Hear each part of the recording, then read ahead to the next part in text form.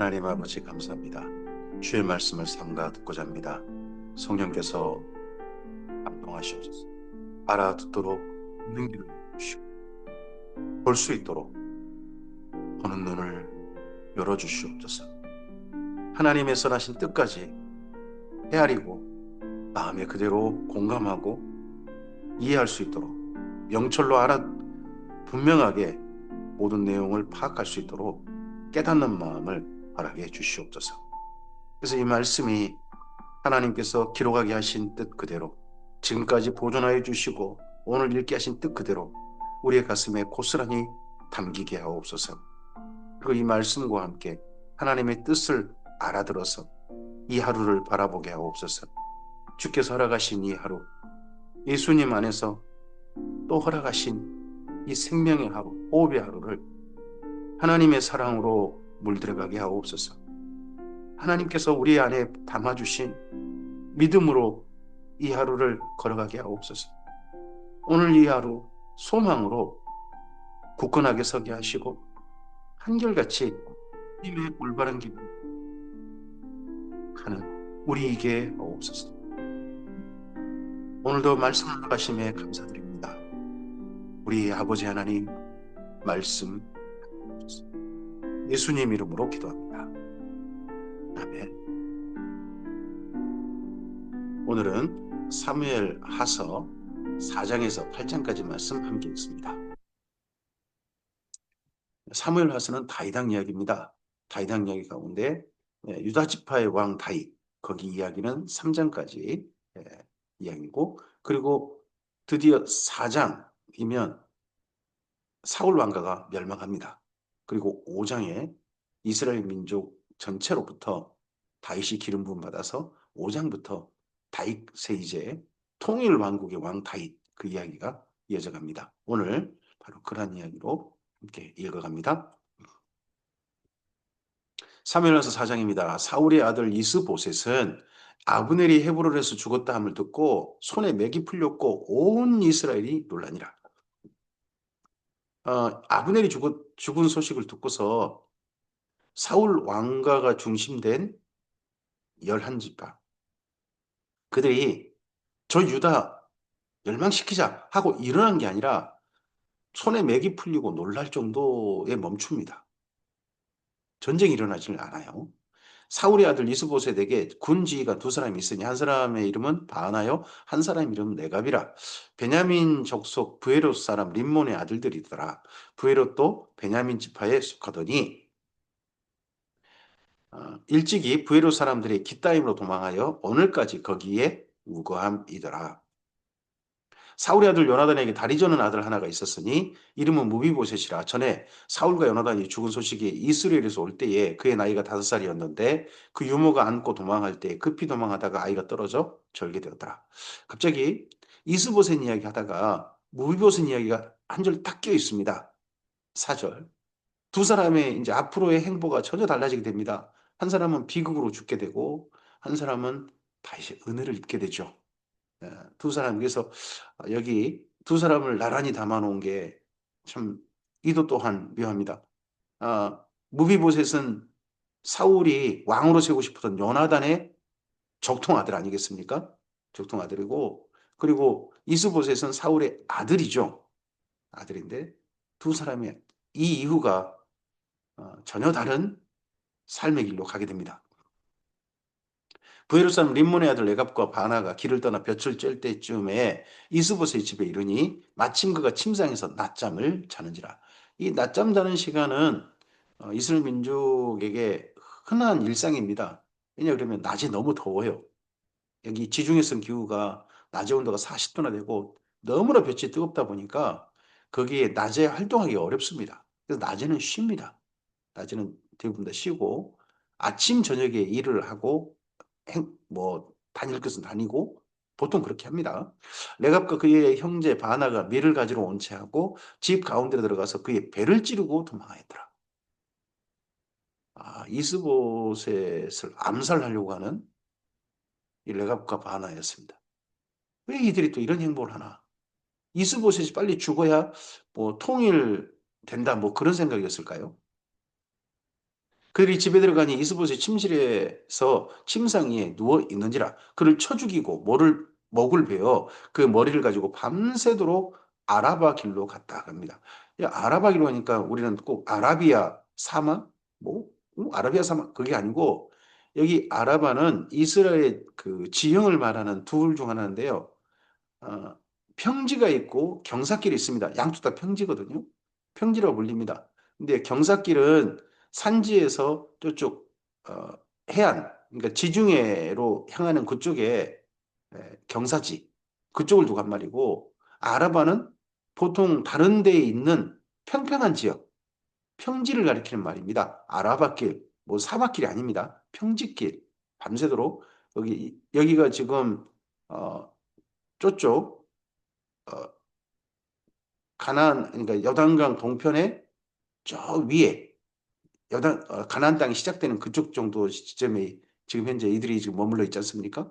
거기에서부터 헤브론까지 평지길로 갔다 하는 말이겠죠.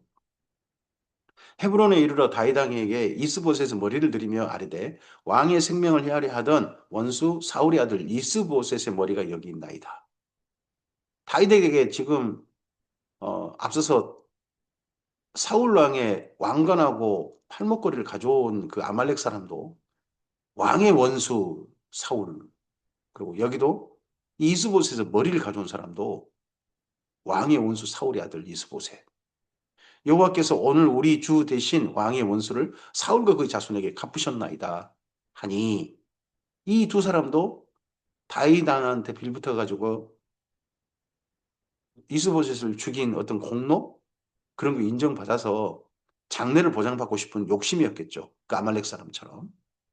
다윗이 부에롯 사람 림몬의 아들 레갑과 그의 형제 바하나에게 대답하여 그들에게 이르되 내 생명을 여러 환난 가운데서 건지신 여호와께서 살아계심을 두고 맹세하노니 전에 사람이 내게 알리기를 보라 사울이 죽었다 하며 그가 좋은 소식을 전하는 줄로 생각하였어도 내가 그를 잡아 시글락에서 죽여서 그것을 그 소식을 전한 가품으로 삼았거든. 하물며 악인이 의인을 그의 집 침상에 죽인 것이겠느냐. 어, 이스보셋을 의인이라고 그렇게 칭해 줍니다. 그러니까 여기 지금 두 사람보다 레갑과 바나 이 두 사람보다 훨씬 더 모이보셋이 더 의롭다 하는 거겠죠. 그런즉 내가 악인의 피 흘린 죄를 너희에게 갚아서 너희를 이 땅에서 없이 하지 아니하겠느냐 하고 청년들에게 명령하며 곧 그들을 죽이고 수족을 베어 헤브론 목가에 매달고 이스보셋의 머리를 가져다가 헤브론에서 아브넬의 무덤에 매장하였더라. 아, 참 아브넬과 이스보셋이 애증의 관계인데 결국 두 사람이 다 한 군데 이렇게 또 묻히게 됐습니다. 참 앞날은 우리가 예측하기 참 어렵습니다. 오늘 우리 좀 서로 괜한 감정 때문에 이런저런 어려운 서로 간에 어려운 사이 되지 말고 오늘 하나님께서 주신 평안의 날에 서로 간에 진리 안에서 화목하게 사는 사이로 되도록이면 사람들 관계를 하는 거 그게 좋을 것 같습니다. 앞날이 어떻게 될지 알지 못합니다. 나중에 천국에서 어떻게 보려고요? 서로. 사무엘라서 5장입니다. 이스라엘 모든 지파가 헤브론에 이르러 다윗에게 나와 이르되 보소서 우리는 왕의 한 골육이니이다. 이스보셋까지 죽었습니다. 이제 아브넬도 없습니다. 그리고 사울 왕가를 이어갈 사람이 없는 겁니다. 그러니까 사울 왕의 정통성을 가지고 있는 한 사람이 있습니다. 지금 미갈의 남편이지 않습니까? 사울의 딸 미갈의 남편. 그가 다윗입니다. 또 다윗은 사울 왕가에서 정식으로 가족으로 인정받았던 그 사람 아니겠습니까? 같이 식사도 했고. 그렇기 때문에 다윗에게 이제 정통성이 있다 해가지고 전 사람들이 왔습니다. 그러니까 미가를 데려오라고 한 까닭이 있는 겁니다. 다윗이. 전에 곧 사울이 우리 왕이 되었을 때에도 이스라엘을 거느려 추루하게 하신 분은 왕이시었고 여호와께서도 왕에게 말씀하시기를 내가 내 백성 이스라엘의 목자가 되며 내가 이스라엘의 주권자가 되리라 하셨나이다 하니라.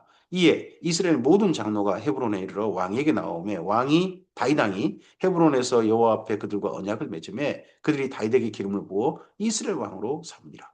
그래서 헤브론에서 다윗은 두 번 기름 부음 받습니다. 헤브론에서. 그리고 예전에 베들레헴에서 한 번, 이제 사무엘에게 기름 부음 받았죠. 세 번 기름 부음 받은 왕이 다윗이 됩니다. 다윗이 나이가 30세에 왕이 올라 40년 동안 다스렸습니다. 어, 그러니까 30세 이전에 그가 도망자 생활했다는 거 아니겠습니까? 20대. 그게 도망자 생활을 보통 10년으로 봅니다. 그러면 골리앗을 죽였던 골리앗과 서로 전투해서 이겼던 그때는 10대구나 하고 우리가 그렇게 짐작을 하는 겁니다. 헤브론에서 7년 6개월 동안 유다를 다스렸고 예루살렘에서 33년 동안 온 이스라엘과 유다를 다스렸더라. 다윗과 그의 부하들이 예루살렘으로 가서 그 땅 주민 여부스 사람을 치려하며 그 사람들이 다윗에게 이르되 내가 결코 이리로 들어오지 못하리라. 맹인과 다리 저는 자라도 너를 물리치리라 하니 그들 생각에는 다윗이 이리로 들어오지 못하리라 함이나 다윗이 시온 산성을 빼앗았으니 이는 다윗성이더라. 그날에 다윗이 이르기를 누구든지 옆 사람을 치거든 물기는 대로 올라가서 다윗의 마음에 미워하는 다리 저는 사람과 맹인을 치라 했으므로 속담이 되어 이르기를 맹인과 다리 저는 사람은 다윗의 집에 들어오지 못하리라 하더라. 다윗이 그 산성에 살면서 다윗성이라 이름하고 다윗이 밀로에서부터 안으로 성을 둘러싸으니라. 만군의 하나님 여호와께서 함께 계시니 다윗이 점점 강성하게 가니라 합니다. 다윗이 가장 먼저 통일 왕국의 왕이 돼서 가장 먼저 한 일은 사울도 못한 일을 해냅니다. 원래 예루살렘 이쪽 지역이요. 예루살렘이 유다 지파와 베냐민 지파가 분할합니다. 바깥 경계까지는 유다 지파 땅이고요. 그 여부수 산성 혹은 예루살렘 여기는 원래 베냐민 지파 땅이었습니다. 근데 그 땅을 사울이 40년 왕이 있으면서도 정복하지 못해요. 거기를 이스라엘 민족의 땅으로 만들지 못했습니다. 그랬는데 다윗이 사울도 못한 일을 해냅니다. 왕 되자마자. 이스라엘 민족에게 보여주는 중요한 다윗을 향하게 하는 기대를 하게 만드는 거죠. 앞서 한 사람이 못한 일들을 해내는 거 보면 그가 또 잘해내는 걸 보면 기대가 되지 않습니까? 뭐 현 대통령이 어, 주가를 5천 간다고 했을 때 많은 사람들이 비웃었습니다. 아니 무슨 2,500 그 정도 가기까지 우리나라가 얼마나 걸렸는데 뭐 순식간에 5천까지 가야 근데 지금 국정지 이제 국가를 행정을 맡아서 지금 국민의 권한을 수행하게 된데 한 1년 정도 됐는데 5천 가버렸지 않습니까? 그러니까 기대가 되죠. 앞으로 그럼 또 어느 정도까지 할 건가 하는 기대가 되게 만들지 않습니까? 마찬가지로 다윗도 가장 먼저 여기 시온 산성을 빼앗아 가지고 거기를 다윗성이나 이름해 가지고 수도를 옮겨버립니다. 이것도 또 정치적인 중요한 또 그의 전략이 보입니다. 시온 산성을 빼앗아서 성을 쌓아놓고 그 성 이름을 다윗성이라 합니다. 다윗이 다윗성에서 다스리는 나라가 어느 나라입니까? 이스라엘입니다. 참. 그 수도에 올 때마다 다윗이라는 이름을 자연스럽게 부르게 만드는 거죠. 그리고 그런 하나님께서 함께 계셔서 점점 강성하여 갔다는 겁니다. 점점. 순식간의 강성이 아니라 점점. 두로 왕 히람이 다윗에게 사절들과 백향목과 목수와 석수를 보내매 그들이 다윗을 위하여 집을 지으니 그 시온 산성에 거기에다가 여부산성 거기를 다윗성이라 이름한 그곳에 예루살렘 그곳에 다윗을 위하여 집을 지었다. 궁궐을 지어준 거죠. 다윗이 여호와께서 자기를 세우사 이스라엘 왕으로 삼으신 것과 그 백성 이스라엘 위하여 그 나라를 높이신 것을 알았더라. 자기 나라 걸로 한 게 아니라 두로 왕이 시돈 왕이 되기도 하죠. 나중에 거기 사람이 자기를 위해서 그렇게 궁궐을 지어준 겁니다. 다윗이 헤브론에서 올라온 후 예루살렘에서 처첩들을 더 두었으므로 아들과 딸들이 또 다윗에게서 나니 예루살렘에서 그에게서 난 자들의 이름은 삼무아와 소밥과 나단과 솔로몬과 여기 삼무아 소밥 나단 솔로몬 여기까지는 한 여인이 낳은 아이들입니다. 그 여인이 밧세바입니다. 밧세바. 밧세바가 솔로몬 한 사람만 낳은 게 아니고 네 명을 낳았는데 산무와 소밥은 태어나자마자 바로 죽은 것 같습니다. 그리고 나단은 그래도 자녀를 남기고 일찍 죽은 것 같습니다. 자녀를 남기고. 하지만 솔로몬은 70세까지, 70세까지 사는 거죠. 어, 그러한 이 네 명도 예루살렘에 태어났다. 근데 처첩을 더 두었다. 처와 첩이죠. 처와 첩. 다윗의 이런 행보가 나중에 이런 걸 적극적으로 활용하는 솔로몬의 정책에 영향을 줬을 걸로 봅니다. 뭐 이건 왕건이지 않습니까? 우리나라 왕건 호족들과 결혼하고 막 모든 전국에 있는 호족들과 결혼해가지고 나라를 안정시켰던 방법. 다윗도 예전에 뭐 사사기 때 이렇게 아내를 많이 두어가지고 어, 했던 그런 사람 떠오르죠. 기드온 같은 사람들. 어쨌든지 예루살렘에서 이런 것이 과연 옳은 것인가 하는 부분은 고개가 갸우뚱거려지는 부분이긴 합니다. 이팔과 엘리소와 네벡과 아비야와 엘리사마와 엘라다와 엘리벨렛이었더라. 상당히 많은 자녀가 태어났습니다. 그러면 좀 처첩이 좀 더 많았다 하는 말이 되겠죠. 이스라엘이 다윗에게 기름을 부어 이스라엘 왕으로 삼았다함을 블레셋 사람들이 듣고 블레셋 사람들이 다윗을 찾으러 다 올라오매 다윗이 듣고 요새로 나간다. 블레셋과 다윗의 관계는 참 묘합니다. 맨 처음에 골리앗과 할 때는 아주 큰 대적이 되죠. 더더구나 블레셋 사람 표피 200개를 잘라버리는 그런 또 어떻게 다윗이 만행을 저질렀죠. 그러고 난 다음에 다윗이 망명하지 않습니까? 망명하니까 또 그쪽 자기 쪽 사람인 줄 알고 시글락까지 줬잖아요. 그러고 난 다음에 다윗이 이제 이스라엘 왕이 된 거예요. 그 왕이 되고 난 다음에 블레셋과 다윗 사이가 또 으르렁댑니다. 서로 참 정치는 앞날을 알지 못합니다. 오늘의 짝꿍이 내일은 대적이 될 수도 있고요. 오늘의 대적이 내일은 또 짝꿍이 될 수도 있는 다윗의 행보가 다윗과 블레셋 사이도 또 그런 게 또 보입니다. 다윗을 찾아 사울은 다윗이 듣고 요새로 나가니라. 블레셋 사람들이 이미 이르러 르바임 골짜기에 가득한지라. 먼저 선점한 거죠. 좋은 전쟁 전투하기 좋은 자리를 차지한 겁니다. 블레셋이. 다윗이 여호와께 여쭈어 이르되 내가 블레셋 사람에게로 올라가리이까 여호와께서 그들을 내 손에 넘기시겠나이까 하니 여호와께서 다윗에게 말씀하시되 올라가라. 내가 반드시 블레셋 사람을 내 손에 넘기리라 하신지라. 밑에서 위로 올라가는 지형상 그런다면 이건 불리한 겁니다. 선점, 좀 더 유리한 위치, 위쪽에서 쳐다보면서 비탈길로 내려가는 그런 위치에 있는 이제 훨씬 유리한 거죠. 블레셋이 현재 지형상 유리한데 또 하나님은 올라가라 하십니다. 다윗이 바알브라심에 이르러 거기서 그들을 치고 다윗이 이르되 여호와께서 물을 흩음같이 내 앞에서 내 대적을 흩으셨다 함으로 그곳 이름을 바알브라심이라 부르니라. 거기서 블레셋 사람들이 그들의 우상을 버렸으므로 다윗과 그 부하들이 치우니라. 우상을 갖다 가져온 게 아니라 치워버렸습니다. 블레셋 사람들이 다시 올라와서 르바임 골짜기에 가득 앉으라. 다시 여호와께 여쭈니 이르시되 올라가지 말고 그들 뒤에 돌아서 뽕나무 숲을 맞은편에서 그들을 기습하되 뽕나무 꼭대기에서 걸음 걷는 소리가 들리거든 곧 공격하라. 그때 여호와가 너보다 앞서 나가서 블레셋 군대를 치리라 하신지라. 이에 다윗이 여호와의 명령대로 행하여 블레셋 사람을 쳐서 게바에서 게셀까지 이르니라. 그다음 두 번째 다윗이 한 행보가 뭡니까? 여기 사무엘하서에서 다윗의 행보 가운데 왕이 돼서 한 행보. 첫째는 시온산성 정복. 두 번째는 블레셋을 확실히 아래에 두었다는 겁니다.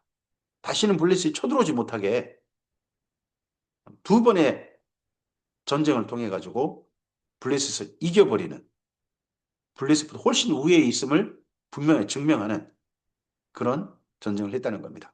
불리한 가운데서도 전쟁해가지고 이겼다 하는 것을 이야기하고 있습니다. 그리고 나서 사무엘하서 6장입니다. 그러자 나라가 이제 안정되자 가장 쉽게 쳐들어올 수 있는 외적 블레셋이 쳐들어올 생각 못하게 만들고 난 다음에 다윗이 바로 그 다음 한 일이 법궤를 예루살렘으로 옮기는 일이었다는 겁니다. 다윗이 이스라엘에서 뽑은 무리 3만 명을 다시 모으고 다시 일어나 자기와 함께 있는 모든 사람과 더불어 바알레 유다로 가서 거기서 하나님의 궤를 메어 오려 하니 여기서 표현 보십시오. 매어 오려 하니. 이게 정상적인 표현입니다. 그 개는 그룹들 사이에 자정하신 만군의 여호와의 이름으로 불리는 것이라. 이스라엘 민족은 법궤를 옮기는 걸 어떻게 옮긴다라고 표현하냐 그러면 법궤를 메어 올린다. 이렇게 표현합니다. 메어 간다. 그런데 다윗은 메어 가는 게 아니라 그들이 하나님의 궤를 새수레에 싣고 산에 있는 아비나답의 집에서 나오는데 아비나답의 아들 우사와 아히오가 그 새수레를 몰이라. 왜 이렇게 했느냐? 다윗이 일행이 아무리 봐도 그 뭐 이거 대제사장도 있고 하잖아요. 그럼에도 불구하고 아비아들도 있고 하는데 이상하게 율법에 약해요. 율법을 몰라요. 법, 법계는 메어 가야 된다. 어, 엘리의 두 아들도 홈리와 비너스 뭐 두 아들도 법계를 메어 가지 않았겠습니까? 근데 그렇게 안 하고 이세술이 했던 것은 블레셋이 법계를 이스라엘로 돌려보낼 때 세수리에 전나는 암소 두 마리에 그렇게 실어보냈지 않습니까? 그 역사를 기억하고 이렇게 했는지 모르겠습니다. 하나님의 법궤는 수리로 옮긴다. 그래서 역사의 기록이 있으니까. 성경은 모르고 역사만 알고 있는. 근데 이게 블레셋 사람들이 옮긴 거지 이스라엘 민족이 옮긴 건 아니지 않습니까? 그들이 산에 있는 아비나답의 집에서 이 아비나답의 집으로 옮길 때도 새수리를 옮겼을까요? 새수리는 거기 불태웠거든요. 그럼 메어갔을 것 같은데 이상하게 메어간 집에서 가져올 때 새수리를 옮겼다는 거죠. 하나님의 일을 싣고 나올 때에 아현원계 앞에서 가고 다윗과 이스라엘 온 족속은 잣나무로 만든 여러 가지 악기와 수금과 비퍼와 소고와 양금과 제금으로 여 앞에서 연주하더라. 그들이 나곤의 타작마당에 이르러서는 소들이 띠므로 우사가 손을 들어 하나님의 길을 붙들었더니 걔가 떨어지려고 하니까 수레에서 떨어지려고 하니까 붙들었다는 겁니다. 여호와 하나님이 우사가 잘못함으로 말미암아 진노하사 그를 그곳에 치시니 그가 거기서 하나님의 궤 곁에서 죽으니라. 그때 이 장면을 역대 상세히 좀 더 현실적인 장면으로 CCTV 찍은 것처럼 이야기 거기 기록하고 있습니다. 소가 우사를 찔러버렸다는 겁니다. 그런 바람에 우사가 소에 찔려서 밟혀서 죽습니다. 여호와께서 우사를 치심으로 다윗이 분하여 그곳을 베레스의 우사라 부르니 그 이름이 오늘까지 이르니라. 다윗이 그날에 여호와를 두려워하여 이르되 하나님 여호와의 궤가 어찌 내게로 오리요 하고 다윗이 여호와의 궤를 옮겨 다윗성 자기에게로 메어가기를 즐겨하지 아니하고 가드 사람 오베데돔의 집으로 메어가니라. 아니 그러면 이거 지금 법궤가 도착해가지고 어떤 일이 또 일어날지 모르잖아요. 이스라엘 민족도 예전에 기억이 있죠. 블레셋 땅에서 법궤가 왔는데 법궤 안 쳐다보다가 마을 사람들은 여러 사람 죽었단 말이에요. 근데 다윗이 이걸 다윗성으로 목하고 딴 데 옮깁니다. 그러면 혹여나 하나님의 진노가 있으면 그 사람 보고 당하라는 이야기가 비슷하지 않습니까? 근데 이걸 기꺼이 감수하고 자기 집으로 죽음을 가고 어떻게 보면 가져갔던 사람이 잠시 보관했던 사람이 오벳 에돔인 거죠. 하나님의 개가 가드 사람 오베드돔의 집에 석 달이 있었는데 여호와께서 오베드돔과 그의 온 집에 복을 주셨다고 합니다. 이 복이 무엇일까? 역대 상서에서는 오베드돔의 자녀가 참 좋은 자녀가 태어났다. 그 자식들이 잘 됐다. 뭐 그런 이야기를 쓰고 있거든요. 그러면 여기하고 두 개 연결해 보면 이 3개월 사이에 오베드돔 집에 자녀가 잉태한 게 아닌가. 누군가 죽은 사건이 일어난 게 아니라 누군가가 그 집에서 태어나는 일들이 시작된 게 아닌가 싶습니다. 어떤 사람이 다윗 왕에게 아뢰어 이르되 여호와께서 하나님에게로 말미암아 오베데돔의 집과 그의 모든 소유에 복을 주셨다 한지라. 다윗이 가서 하나님의 궤를 기쁨으로 메고 오베데돔 집에서 다윗성으로 올라갔습니다. 이번에는 메고 갔습니다. 그럼 그 사이에 이래저래 살펴보고 어디든지 알아보고 해가지고 궤는 법궤는 메고 가야 되는구나. 도둑은 어떤 사람이 이거 고핫자손이라고 그러죠. 고핫자손들이 메고 가야 된다 하는 것을 알았던 것 같습니다. 여호와의 길을 맨 사람들이 6걸음을 가매 다윗이 소와 살진 송아지로 제사를 드리고 다윗이 여호와 앞에서 힘을 다하여 춤을 추는데 그때 다윗이 배 에봇을 입었더라 합니다. 6걸음 뗄 때마다 제사를 드렸다는 겁니다. 그러면서 갔다는 겁니다.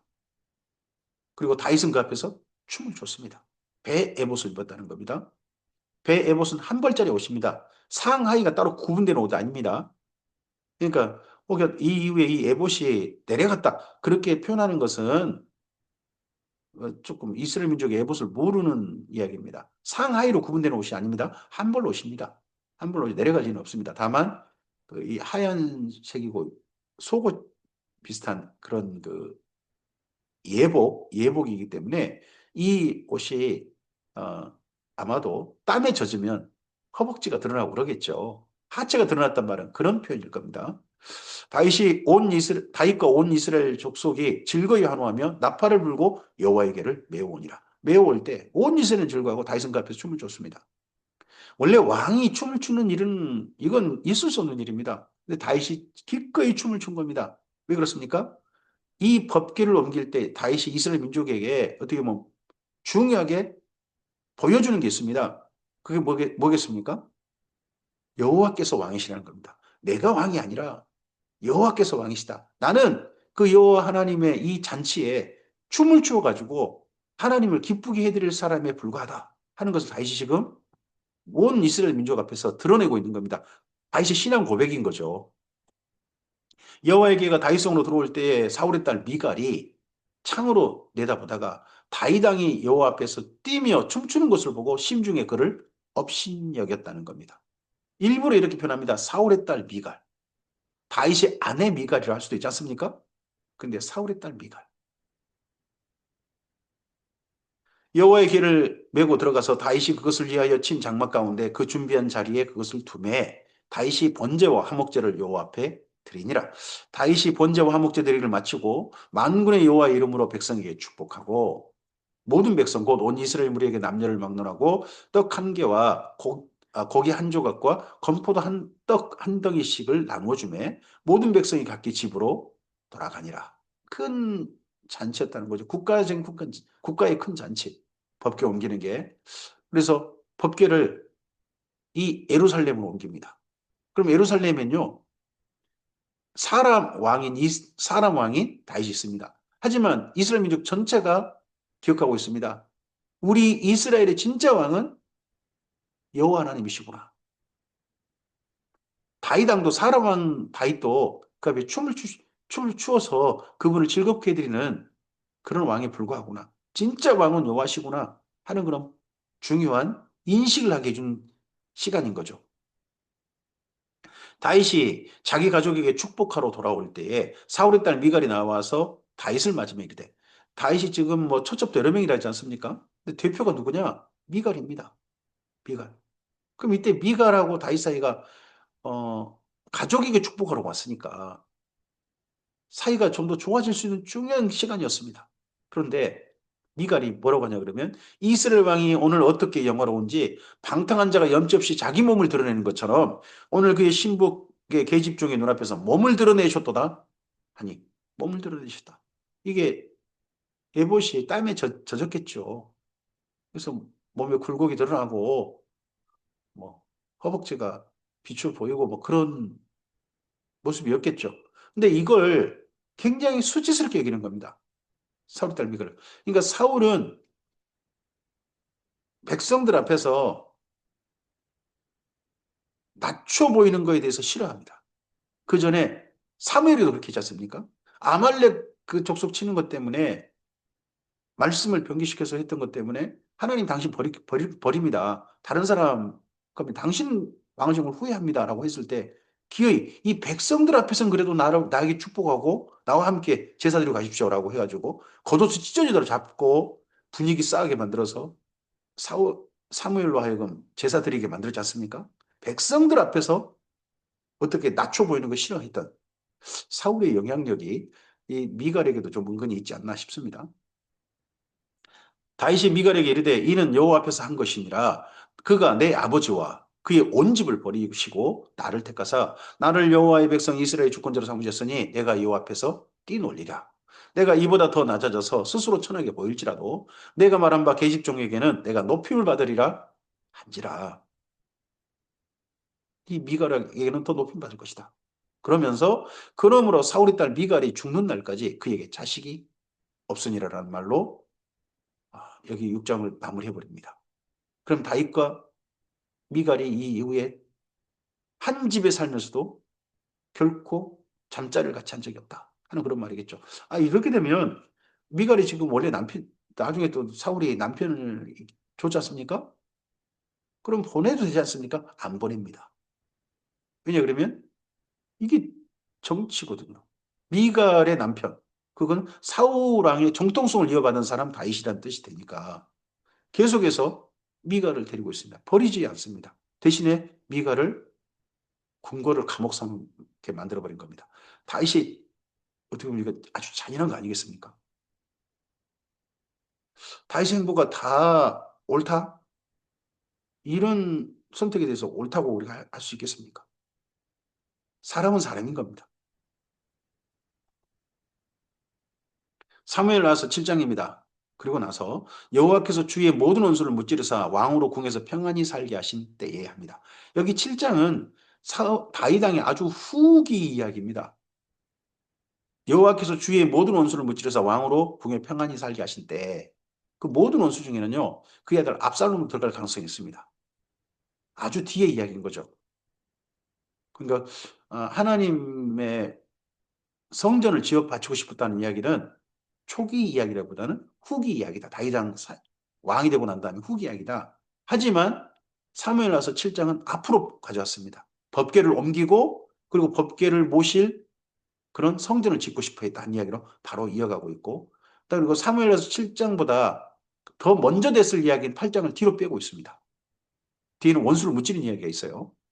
왕이 선지자 나단에게 이르되 볼지어다 나는 백향목궁에 살거늘 하나님에게는 휘장 가운데 있도다. 나단이 왕께 아뢰되 여호와께서 왕과 함께 계시니 마음에 있는 모든 것을 행하소서 하니라. 나단도 찬성한 거죠. 성전 지읍시다. 그 밤에 하나님의 여호와의 말씀이 나단에게 임하여 이르시되 다윗에게 임한 게 아니라 나단에게 임했습니다. 여기 보면 하나님께서 직접 말씀하신 게 아니라 선지자들을 통하여서 말씀하시고 다윗에게 전하는 게 보입니다. 다윗 왕은 또 그 말씀에 기꺼이 순복하고 따르는 것도 보입니다. 자기가 하고 싶은 게 성전 짓고 싶은 겁니다. 하지만 선지자가 하나님께서 당신 아니랍니다 하면 받아들입니다. 하나님께서 하라면 하고 하나님께서 하지 말라면 하지 말라 하시면 안 한 사람이 다윗이었습니다. 이게 다윗과 사울 행보의 비교입니다. 가서 내 종 다윗에게 말하기를 내 종 다윗 여호와께서 이와 같이 말씀하시되 내가 나를 위하여 내가 살 집을 건축하겠느냐 내가 이스라엘 자손을 애굽에서 인도하여 내던 날부터 오늘까지 집에 살지 아니하고 장막과 성막 안에 다녔나니 다윗 왕까지 온다면 모세부터 지금까지 그 성막 한 채로 하나님 만족하셨거든요. 더 지어달라 하신 적이 없어요. 그 한 채가 사신 게 적어도 400년은 넘는 기간이란 말입니다. 솔로몬이 나중에 성전 건축할 때 430년 됐다고 그렇게 표현하기도 하는데 이스라엘 자손과 더불어 다니는 모든 곳에서 내가 내 백성 이스라엘을 먹이라고 명령한 이스라엘 어느 지파들 가운데 하나에게 내가 말하기를 너희가 어찌하여 나를 위하여 백향목집을 건축하지 아니하였느냐고 말하였느냐. 하나님은 한 번도 성전 지으라는 말은 말씀하신 적이 없다는 겁니다. 그러므로 이제 내 종 다윗에게 이와 같이 말하라. 만군의 여호와께서 이와 같이 말씀하시기를 내가 너를 목장 곧 양을 따른 데서 데려다가 내 백성 이스라엘의 주권자로 삼고 내가 가는 모든 곳에 내가 너와 함께 있어 내 모든 원수를 내 앞에서 멸하였은즉 땅에서 위대한 자들의 이름같이 내 이름을 위대하게 만들어 주리라. 내가 또 내 백성 이스라엘을 위하여 한 곳을 정하여 그를 심고 그를 거주하게 하고 다시 옮기지 못하게 하며 악한 종류로 전과 같이 그들을 해하지 못하게 하여 전에 내가 사사에게 명령하여 내 백성 이스라엘을 다스리던 때와 같이 아니하게 하고 너를 모든 원수에서 벗어나 편히 쉬게 하리라. 여호와가 또 내게 이르노니 여호와가 너를 위하여 집을 짓고 다윗은 하나님께 성전지어 바쳐드리고 싶어 했습니다. 근데 하나님께서 그런 다윗에게 뭐라고 하느냐? 여호와께서 너를 위해서 집을 지어주겠다. 너의 집을 지어주겠다. 성경을 읽어보면 이 표현이 하나님의 큰 은혜의 완결판입니다. 시작이고 완결판입니다. 하나님께서 맨 먼저 사람들을 창조하시고 가장 먼저 주신 일이 뭡니까? 아담과 하와를 거처를 마련해 주신 겁니다. 에덴 동산에는 거처를 마련해 주셨습니다. 그런 하나님께 이스라엘 민족은 성막을 짓고 성전을 지어 드리려고 했죠. 근데 하나님께서 다윗에게 너를 위해 집을 짓겠다. 이 가문을 지어주겠다 하는 말씀이죠. 그리고 예수님 안에 있는 우리 모두를 위해서 하나님께서 집을 지으십니다. 예수님께 집을 지으십니다. 아버지 집에 새 예루살렘. 하나님의 은혜의 선물의 완결판이 바로 하나님께서 우리를 위해 지어주신 집입니다. 그 집에 하나님의 초대를 받아 들어가는 사람들이, 오늘 하나님의 나라를 살다가 들어가는 사람들이 다 우리여야 되지 않겠습니까? 내 수완이셔서 내 조상들과 함께 누울 때에 내가 내 몸에서 날 내 씨를 내 뒤에 세워 그 나라를 견고하게 하리라. 그래서 집은 다윗의 후손들을 두고 한 말입니다. 그는 내 이름을 위하여 집을 건축할 것이요 나는 그의 나라 왕위를 영원히 견고하게 하리라. 이를 가리켜서 다윗 언약이라고 합니다. 여기 7장의 이야기를 하나님께 성전을 지어 바치고 싶어 했던 다윗에게 하나님 성전 짓는 것은 너 다음에 하자 하시면서 대신에 다윗에게, 그런 마음 가진 다윗에게 언약을 베풀어 주셨습니다. 하나님께서 그걸 다윗 언약이라고 표현하고, 그 왕위가 영원히 견고한 한 분, 이분이 바로 예수님이시다 하고 우리가 그렇게 이해합니다. 나는 그에게 아버지가 되고 그는 내게 아들이 되리니 그가 만일 죄를 범하면 내가 사람의 매와 인생의 채찍으로 징계하려니와 내가 내 앞에서 물러나게 한 사울에게서 내 은총을 빼앗은 것처럼 그에게서 빼앗지는 아니하리라. 다윗의 이 이후 다윗의 가문이 다윗 솔로몬 이후 20대를 갑니다. 왕조로. 근데 그때 중간중간 하나님께서 이런 표현을 여기 역사서에 담게 하셨습니다. 이게 다윗의 집에 등불을 끄지 않으셨다. 이 약속을 지키신 겁니다. 하나님께서. 내 집과 내 나라가 내 앞에서 영원히 보존되고 내 왕위가 영원히 경고하리라 하셨다. 또 이스라엘 민족도 이 언약을 기억해서 다윗의 후손으로 오시는 이여 하고 기다리는 거죠.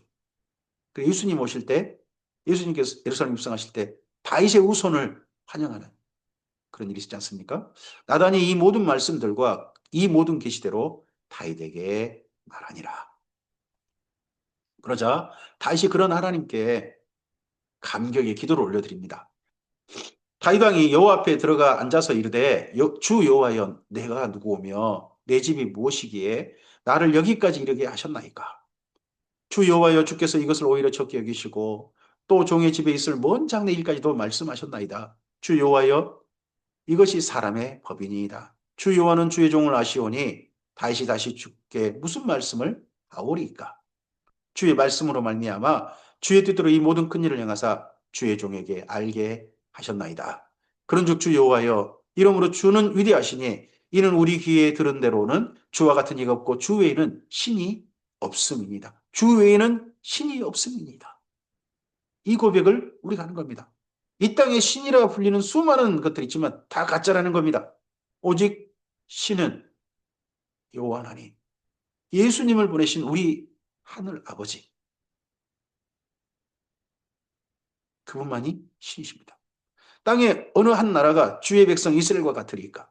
하나님이 가서 구속하사 자기 백성으로 삼아 주의 명성을 내시며 그들을 위하여 큰 일을, 주의 땅을 위하여 두려운 일을 애국과 모든 나라들과 그의 신들에게서 구속하신 백성 앞에서 행하셨사오며 주께서 주의 백성 이스라엘을 세우사 영원히 주의 백성으로 삼으셨사오니 여호와여 주께서 그들의 하나님이 되셨나이다. 여호와 하나님이여 이제 주의 종과 종의 집에 대하여 말씀하신 것을 영원히 세우셨사오며 말씀대로 행하사 사람이 영원히 주의 이름을 크게 높여 이르기를 만군의 여호와는 이스라엘 하나님이라 하게 하옵시며 주의 종 다윗의 집이 주 앞에 견고하게 하옵소서.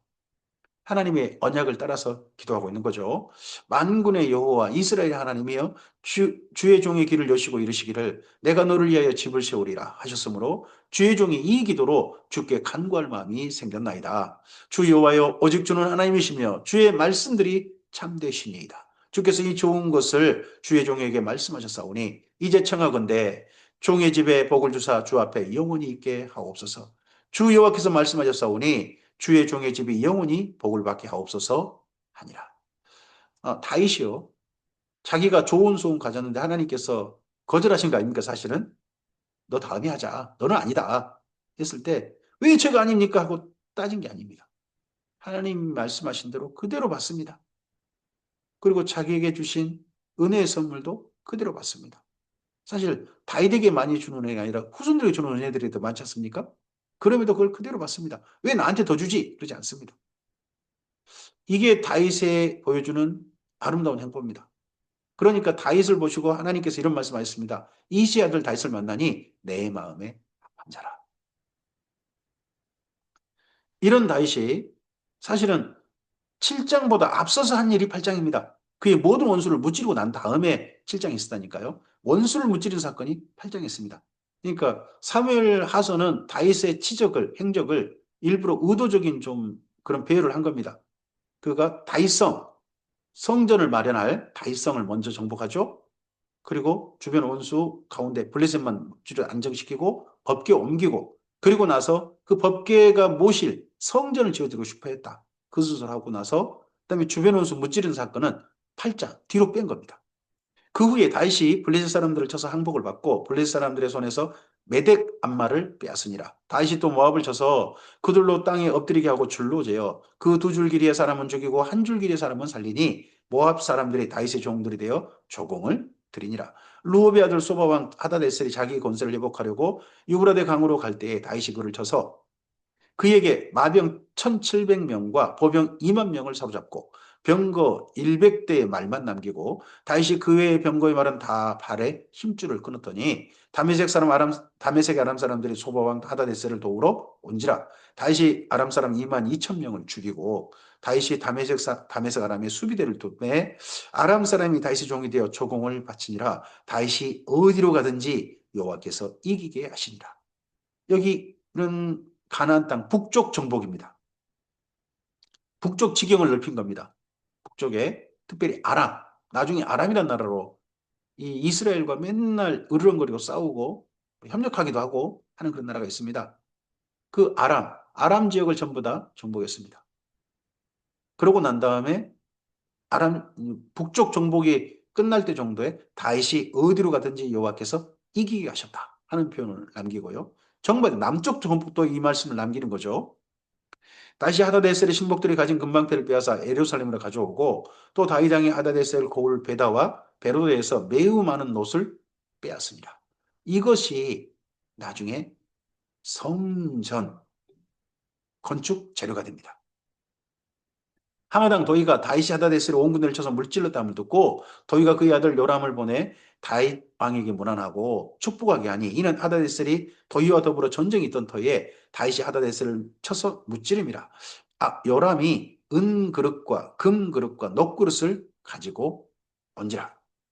다윗 왕이 그것도 여호와께 드렸습니다. 그가 정복한 모든 나라에서 얻은 은급 곧 아람과 모압과 암몬 자손과 블레셋 사람과 아말렉에서 얻은 것들과 소바왕 루옵의 아들 하다데셀이 노력한 것 같이 드리니라. 이걸 나중에 성전 건축 헌금으로 드리게 된 게 보입니다. 다윗이 소금 골짜기에서 에돔 사람 18,000명을 쳐 죽이고 돌아와서 명성을 떨치니라. 여기 남쪽 지역입니다. 가나안의 남쪽 지역 에돔이죠. 다윗이 에돔의 수비대를 두되 온 에돔의 수비대를 두니 에돔 사람이 다 다윗의 종이 되니라. 그리고서 남쪽 정복을 끝내니까 다윗이 어디로 가든지 여호와께서 이기게 하셨더라. 그래서 북쪽 정복에도 다윗이 어디로 가든지 이기게 하셨더라 하는 걸로 네, 결론 지어서 말하고 그리고 남쪽 정복 쪽도 다시 어디로 가든지 여호와께서 이기게 하셨더라. 이 말씀으로 하고 있습니다. 다윗이 바로 정복왕, 전쟁왕이었던 겁니다. 우리나라 강개토대왕이 막 떠오르게 하는 거죠. 다윗이 온 이스라엘을 다스려 다윗이 모든 백성에게는 정의와 공의를 행하세. 다윗의 왕정에 표방하는 두 가지가 있습니다. 정의와 공의입니다. 다윗 스스로는 올바른 거죠. 올바르게 하는 것. 그게 정의죠. 개인적인. 그리고 공의는 모든 백성, 모든 나라의 국가 정책이 공의. 이 두 가지가 있어야 됩니다. 수레의 아들 요압은 군사령관이 되고 아일루스의 아들 요사밧은 사관이 되고 아이두의 아들 사독과 아비아달의 아들 아히멜렉은 대사장이 되고 스라야는 서기관이 되고 여호야다의 아들 분하야는 그렛 사람과 블렛 사람을 관할하고 다윗의 아들들은 대신들이 되니라. 나라 정치가 전체 조직이 이렇게 잘 정돈되어지고 나라가 하나님의 나라로서 모습을 갖춰가게 됩니다. 오늘 여기까지 말씀입니다. 이런 다윗의 행보가 위대한 왕 다윗, 하나님의 종 다윗, 내종 다윗, 이 모습이 계속 이어지는 것은 사실입니다. 나중에 7장이 다윗이 후기 때 이야기니까요. 그때까지도 하나님의 종이 다윗인 건 맞습니다. 근데 불행한 사건, 다윗에게 불행한 사건은 그 뒤로 가져옵니다. 오늘 8장까지 왔는데 13장부터 다윗에게 불행한 사건이 옵니다. 그런 속에서도 다윗은 그런 시간이 깊은 골짜기를 지났음에도 불구하고 다윗은 여전히 초기나 후기나 한결같이 하나님을 사랑한 하나님의 종 다윗이었습니다. 하나님께서 내 종 다윗이라 표현하시는 하나님 마음에 드는 사람 다윗이었습니다. 이 다윗의 행보를 우리가 기억했으면 좋겠습니다. 우리가 우리의 뜻대로 손재각에 잘 나갈 때든 참으로 우리 인생에 겪지 말아야 될 고통과 아픔의 시간들, 어려움의 시간들, 그런 시간들 뜻밖의 만나서 그 시간들을 깊은 골짜기를 지나는 때든 한결같이 하나님을 사랑하는 사람으로 우리의 삶을 걸어갔으면 좋겠습니다. 그렇게 살았으면 좋겠습니다. 하나님이 이런 사람 보고 싶으셔서 다이당 이야기를 일부러 이렇게 자세히 기록하게 하시고 의도적으로 좀 순서도 배려해서 기록하게 하신 것이 아닌가 싶습니다. 이런 말씀들을 보면서 주님 안에서 우리 삶을 다시 한번 잘 점검하고 하나님의 사람답게 걸어가는 오늘 했으면 좋겠습니다. 다윗만 보고 마음에 든 게 아니라 너 참 내 마음에 든다. 너 같은 사람 만나보고 싶었다. 하는 사람들이 바로 오늘 사는 우리이기를 소원합니다.